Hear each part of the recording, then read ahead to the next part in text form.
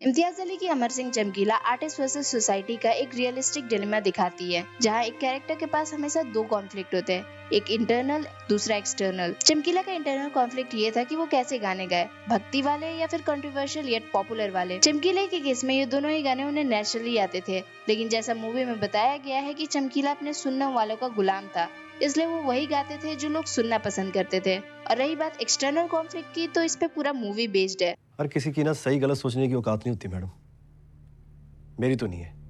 मेरा personal believe है कि objectifying a women in a song गलत है, और उससे ज्यादा गलत होता है जब मूवी इन्हीं को लेके मार्केटिंग करती है। लेकिन फिर मैं बिहार से आता हूँ, जहाँ का कल्चर है शादियों में गाली देके गाना गाना। अगर मैं कोई अपने नॉन बिहारी फ्रेंड को सुना दूं तो उनके कानों में से खून गिरने लगेगा, इतना गाली गलौज होता है। मूवी में चमकीला का बिलीव क्लियर होता है, लोग उसके गाने इसलिए रिलेट कर पाते हैं क्योंकि उन्होंने भी बचपन में वही देखा है। लोगों को पसंद है ये जी गाने, इसलिए तो हम गाते हैं।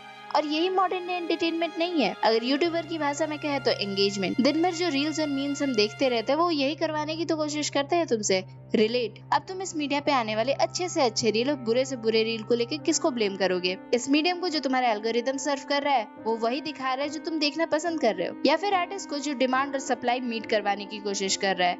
आपने देख लिया तो आपका लिखना जस्टिफाई हो गया?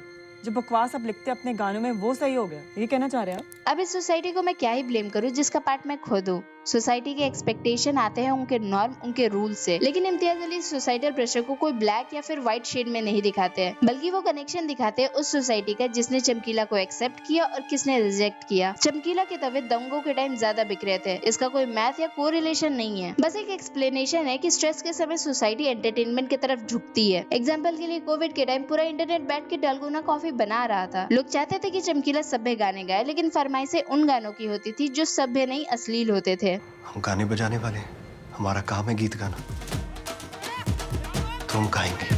फेम दो धारी तलवार होता है, जो लोग आपको ऊपर उठाते हैं उन्हीं के एक्सपेक्टेशन के नीचे आप दब भी जाते हो। चमकीला की मूवी में एक सिंपल बट बहुत प्योर डायलॉग है, दुनिया तो ऐसी ही है, मुरीद आते हैं धमकी देने बंदूक लेके, लेकिन ये सब जो मिला है वो तो दुनिया ने ही दिया है। हम कैसे कहते कि अब ये दुनिया खराब है, ये तो नाइंसाफी होगी। अब ये सिंपल इसलिए है क्योंकि इसमें कोई भारी भरकम वर्ड नहीं यूज किया गया है, और प्योर इसलिए है क्योंकि इसमें तुम कोई एरोगेंस नहीं देख सकते। और ये एज लॉन्ग क्वेश्चन तो रहता ही है कि ऐसे गाने सुनता कौन है, बनते क्यों है, लेकिन at the end of the day हमें ये क्वेश्चन करना चाहिए कि हम कब आर्ट और आर्टिस्ट इन दोनों को अलग देखेंगे।